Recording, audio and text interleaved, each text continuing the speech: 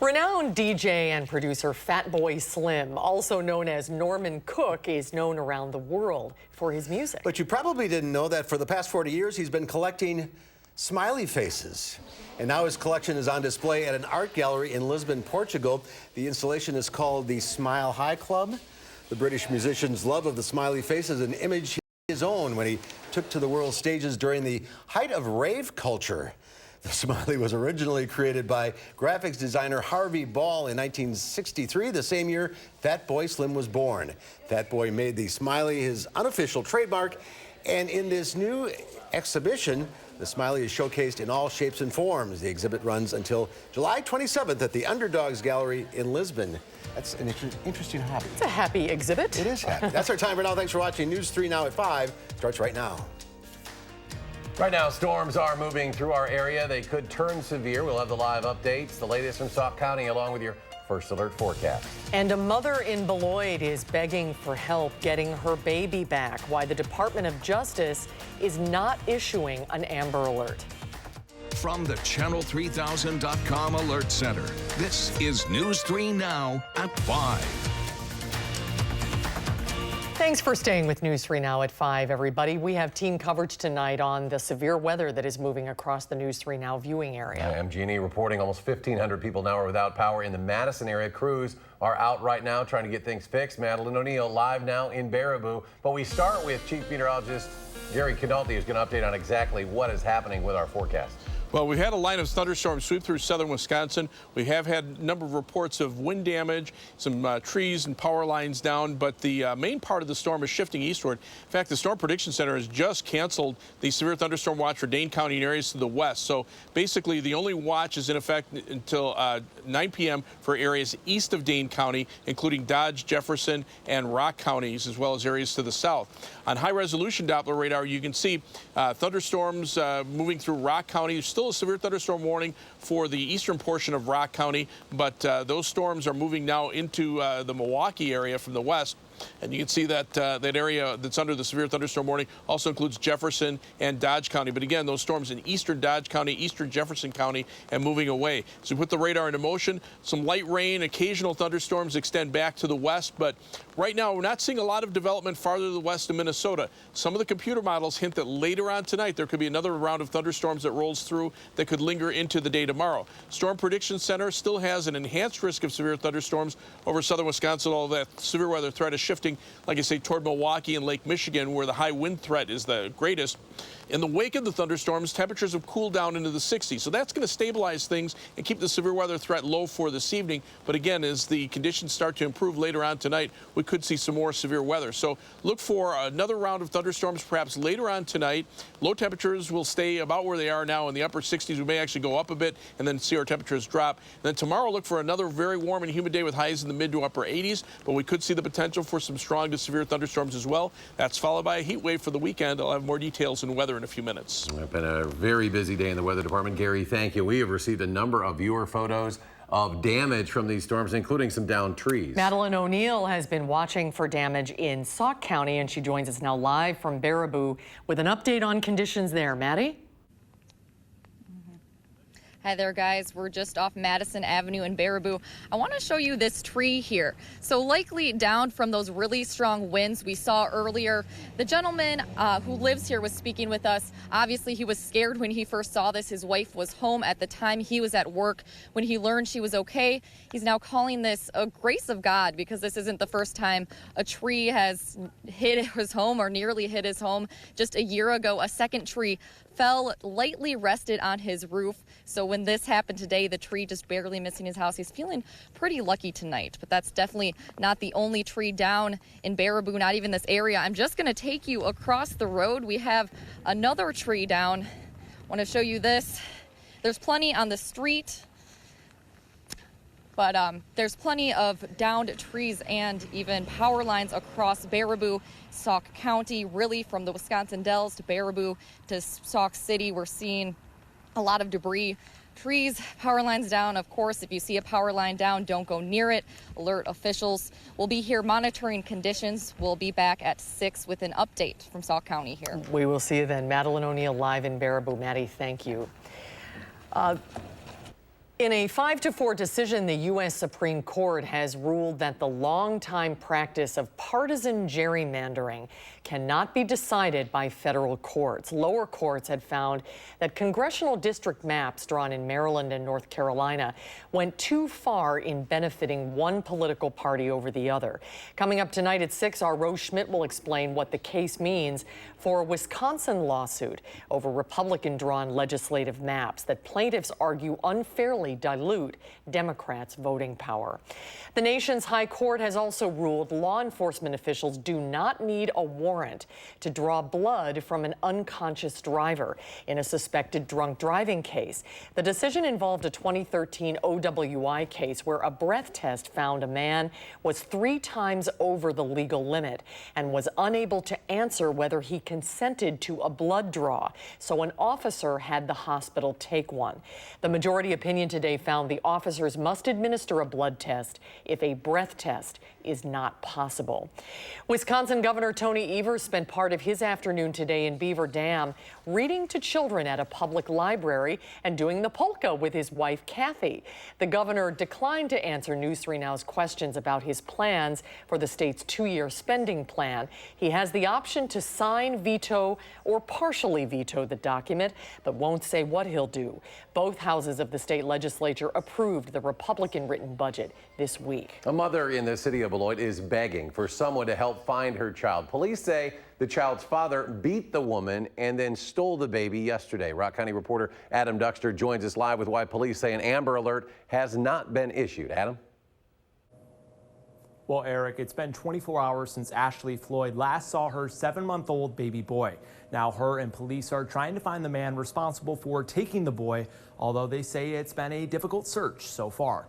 I'm scared for my son's life. I want him to come home. I just want him home. Ashley Floyd says she hasn't seen her 7-month-old baby, Jeb Sparks Jr., since he was taken from her yesterday. She says the boy's father, Jeb Sparks, allegedly beat her, then Sparks and his mother took the boy and left. Today, Floyd begging for help. I just want my baby home. That's all I want. I don't care what happens to him. I just want my son. He's only 7 months old. I need my baby. Police say Sparks faces battery charges at the minimum, but the search to find him difficult. We don't know where he's at. We believe he may be en route to, or he could be en route to another state, or he could be still local someplace. They do know Sparks is likely driving a black Mazda 6 that's missing the driver's side window and 2 rear windows. Despite this, they say the DOJ told them they can't issue an Amber Alert. Well, there's very strict criteria in order for an Amber Alert to be disseminated. He's never hurt the child before that we're aware of, and we could not say with probability that there was an extreme danger there to the child. Floyd says she's afraid for her son's life. I know my child's in danger. I don't want this happening to my child because he said no or something wrong. Tonight, begging for help. I'm dying inside without my baby. I'm dying. I can't live like this. I want my baby. I want my son home where he's safe and protected. Now, Beloit police say they've put out a call to other police departments across the state of Wisconsin who are also looking for Sparks and his mother, but they do say they're relying on the help from the public as well. We have a full description of what you could be looking for on our website, channel3000.com. A Milwaukee father accused of fatally punching his 5-year-old son over a piece of cake is being held on a $100,000 cash bond. 29-year-old Travis Stackhouse faces 1 count of first-degree reckless homicide. Investigators say Stackhouse was upset his son had eaten his Father's Day cake, and that's why he punched him. An autopsy revealed the boy suffered blunt force trauma to the abdomen. Stackhouse, the father of 4 children. His preliminary hearing is set for July 5th. More local news now. Officials in Sun Prairie are alerting people who may have been impacted by a 2-month-long data breach. In early March, city officials found unauthorized access to some employees' email accounts from January 16th to March 6th. Officials believe the leaked information could include social security numbers, account login information, and driver's license information. You can call the toll-free hotline. The number is 877-202-9025 for more information. The University of Wisconsin-Madison joins other UW schools in raising the Pride flag in honor of Pride Month this June.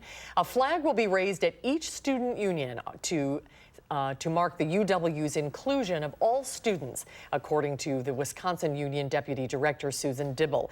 UW follows in the footsteps of Governor Tony Evers, who raised the pride flag over the state capitol building earlier this month. Pride Month is represented in June because of the Stonewall riots that happened June 28, 1969. Although June ends in just a few days, Dibble says the flags will continue to wave through August. Kids in the Boys and Girls Club of Dane County went to football camp for free this week. It was due to support from the Lee Evans Team Building and Football Camp. The three-day camp offered kids a chance to work with coaches on growing their skills in football, but also learning more about the fundamentals of the game and learn some life skills as well, like team building and good sportsmanship. Learning how to work with different people, different teams, even picking the teams, right? Some kids want to play with each other, but you break them up, and now they got to play against and learn to work with some different kids. I think it's great. Lee, of course, former All-American for the Badgers. Kids say the opportunity to play in the camp taught them that it's okay to make mistakes and that overall the camp built up their confidence. Bucks legend Kareem Abdul-Jabbar helping design hats that'll be given away to the first 10,000 fans during select home games next season. Last year, Desmond Mason, you may recall him, Dante DiVincenzo, designed those hats along with a student artist. College students 18 years old and older can email their designs to promotions@bucks.com. That'll start July 14th. Coming up next at 5, an update from Washington after the House passes the Senate's version of an emergency spending plan for the southern border. Why representatives decided to drop the amendments that they had requested. And later, is someone in your family getting married soon? We'll share some expert advice on avoiding scams in our call for action story. And on Wall Street today, the Dow off another 10 1/4. The NASDAQ, though, added 58. The S&P up 11. And we'll be right back.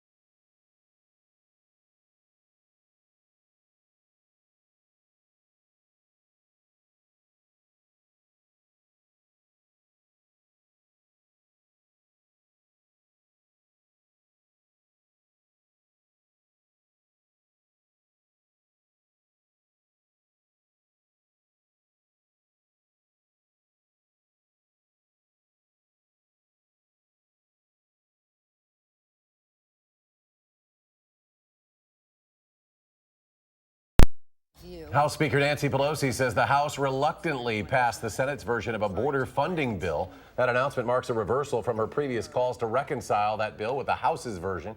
That plan included an amendment to provide standards for how immigrant children are cared for and cut funding to Immigration and Customs Enforcement accounts. In a letter to her caucus, Speaker Pelosi wrote, "The children come first. And at the end of the day, quote, we need to make sure the resources needed to protect the children are available." Senate Majority Leader Mitch McConnell says it shouldn't have been this hard to pass the legislation. And I'm proud of the Senate for stepping up, passing a bill 84-8, about as bipartisan as it gets around here, to deal with the humanitarian crisis at the border. We did not, in the end, continue to play these political games over this humanitarian crisis. They did.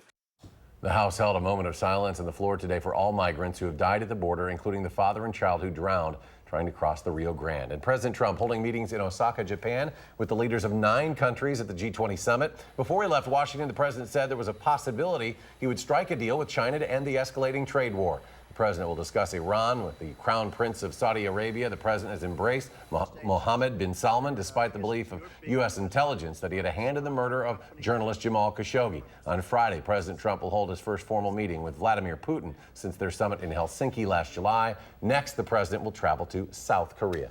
The U.S. Supreme Court has blocked the citizenship question from the 2020 census for now.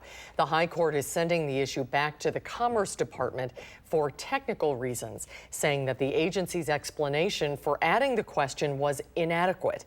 3 lower courts sided with opponents of the question. They argued millions of people would not respond to the census out of fear the question would be used against them.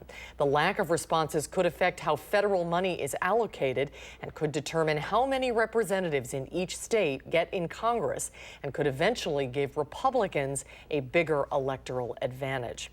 A second group of Democratic presidential candidates will make their pitch tonight to try to stand out from the roughly 2 dozen battling to take on President Trump. Former Vice President Joe Biden, along with Senators Bernie Sanders and Kamala Harris, are among the more prominent candidates taking the stage tonight. Last night's candidates agreed on plans for the economy, but there was less common ground on how to fix health care. Another major topic, the crisis at the border, with 3 candidates delivering bilingual answers. Reactions among potential voters was not surprisingly mixed. I believe Cory Booker was the winner. The one I didn't really care for tonight was Beto. I want somebody that will energize people. The second debate begins tonight at 8 o'clock. Experts from the UW-Madison Elections Research Center will live tweet analysis of the debate. You can follow the hashtag UW2020debate. Their Twitter handle is @ElectionCenter. We do have some breaking news just into the Channel 3000 Alert Center. The Racine Journal-Times reports an arrest has been made in the case involving the shooting death of police officer John Hetland. That is according to the Racine Police Chief Art Howell. Hetland, you'll recall, was killed while he was off duty last week trying to stop an armed robbery at a bar. This is a developing story. We'll have more information on News 3 Now at 6 and at channel3000.com. We do want to get a quick update and get to weather quickly as Gary continues to monitor the storm systems moving across Wisconsin. Gary? Yeah, the severe weather threat appears to be ending across southern Wisconsin, at least for the time being. Notice this massive complex of thunderstorms are rolled basically from Minnesota and Iowa right into southern Wisconsin. Now, the main part of the severe weather is heading toward Milwaukee, but notice this buildup of clouds here. It looks like some more storms trying to develop over parts of north central Iowa. So you can see just as quickly as the atmosphere can recover, those storms will start firing up again. Right now, a severe thunderstorm watch in effect until 9 p.m. for Dodge, Jefferson, and Rock County, as well as areas to the eastward into the Milwaukee area. The severe thunderstorm watch has been canceled for Dane County and areas to the west. The leading edge of the thunderstorm line now east of Fond du Lac, approaching Port Washington and through Ozaukee County, and then through just to the west of Waukesha and then down toward Lake Geneva. Severe thunderstorm warnings are in effect for those areas, but outside of our viewing area, although the far eastern portion of Rock County under a severe thunderstorm warning until 6:15 p.m. Otherwise, you can see that line moving eastward pretty rapidly, so the main threat is going to be heavy rain, but there's that little cluster of storms popping up over parts of Iowa and southern Minnesota. That will probably stay to our south and to our west. Now, the computer models indicate that some of these showers may eventually turn into thunderstorms and affect us later on tonight with another round of thunderstorms. We'll have to see how much the atmosphere can recover recover from the rain that's already come through the area. You can see a lot of severe weather reports, mainly in the form of strong winds, some hail reports back toward the La Crosse area, but basically as that line really started to race off toward the east, it was the wind that was the main threat. Storm Prediction Center still has an enhanced risk of severe thunderstorms over south central Wisconsin. That'll probably be shifted eastward later on tonight because the severe weather threat probably ending in the Madison area, at least for the time being. It may redevelop later on tonight and continue into tomorrow when there's a marginal risk of severe thunderstorms. Where the storms die out tonight and early tomorrow morning could indicate where more storms will regenerate tomorrow afternoon. The potential could be there for some strong to severe thunderstorms. Areas that get heavy rain could see anywhere from 1 to 2 inches of rain, although the fast movement of the thunderstorms so far has limited the rainfall amounts. Notice to the south and west, very little in the way of rain expected. That's because the atmosphere is starting to heat up there, and as that hot and humid air moves in our direction, the thunderstorm chances go down, but the temperatures go up. Alert days in the forecast for tonight and tomorrow for the potential for severe weather, and then it's the heat and humidity. Saturday, Sunday, and Monday, high temperatures all 3 days around 90 with heat index values up around 90. Now, as we or around 100. Time lapse from the Queen Bee Radio Skycam in Platteville. Morning sunshine gave way to the clouds rolling in, and you can see that shelf cloud right on the leading edge of those thunderstorms that swept on through the Platteville area.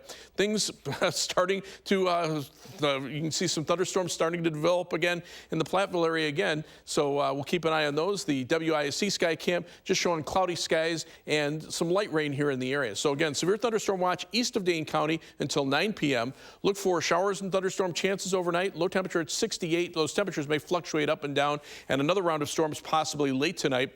Tomorrow we'll see a round of thunderstorms in the afternoon. Otherwise very warm and humid with a high temperature of 88. You can see on future track the storms moving out this evening, then another round of storms late tonight into tomorrow morning, and then where that line kind of ends up, that's where the storms redevelop tomorrow afternoon. Following that, it looks like things will start to clear out, and then we'll be looking for more sunshine and warmer temperatures as we head into the weekend. Rainfall amounts probably heaviest north and east of Madison, where the storms are more likely to track through again later on tonight. 7 to 10 day forecast. Again, alert days through Monday for heat and humidity. Temperatures staying very warm for next week. Thunderstorm chances, although a little bit less on the 4th of July. As we take a look at first alert traffic right now, the Beltline a mess right now. It looks like some traffic congestion around Fish Hatchery Road. Looks like a stalled vehicle in the left-hand shoulder there. Traffic moving very slowly in both directions. Eastbound Beltline basically stalled from Stoughton Road all the way back to west of Verona Road. Westbound, pretty much the same area. Almost an hour drive from University Avenue to the interstate on the eastbound Beltline, about a half hour back in the westbound direction. Heading out of Madison, 27 minutes to Janesville on I-3990, 22 minutes out to Sauk City on US 12, and 21 minutes to Sun Prairie on East Washington Avenue and US 151. That's your News 3 Now for alert traffic. Thank you, Gary. And coming up, a call for action story on wedding scams. The Better Business Bureau has tips to make sure the company you're hiring for photography, music, and other services will actually follow through on their promises. Stay with us.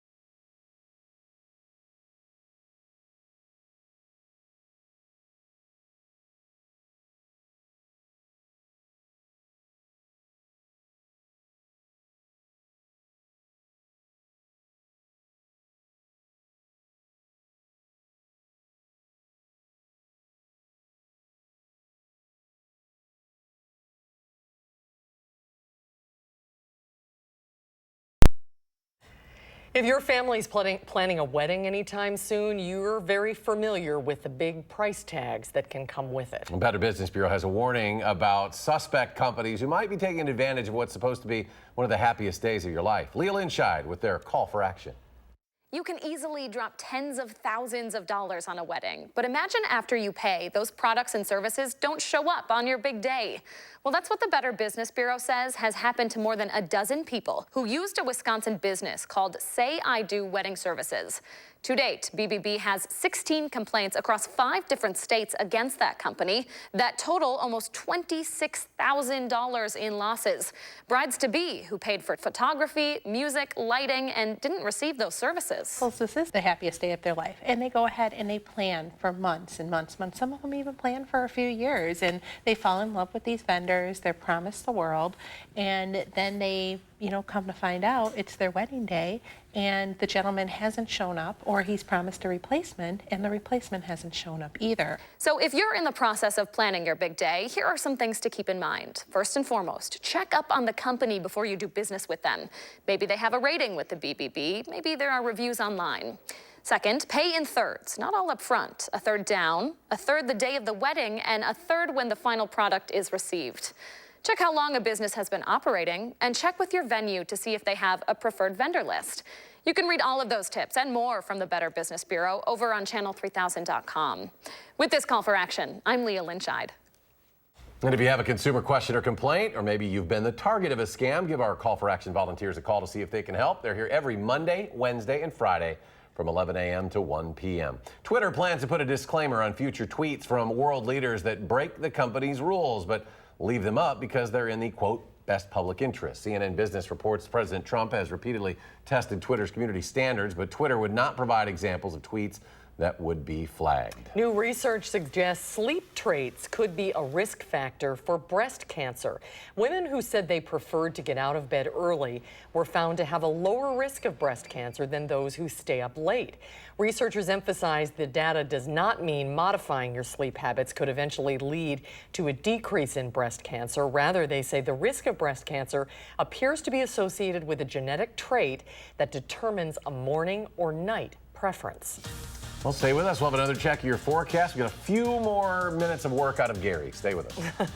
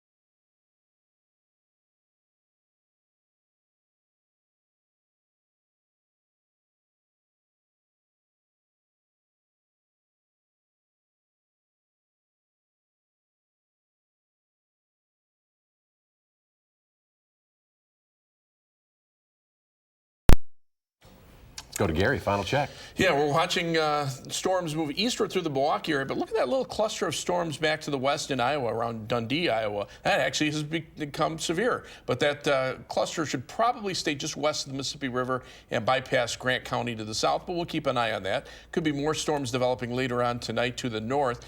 Future radar right now, you can see that cluster of storms expected to stay just south and east of southern Wisconsin, but still a severe weather threat for tonight and also for tomorrow as well.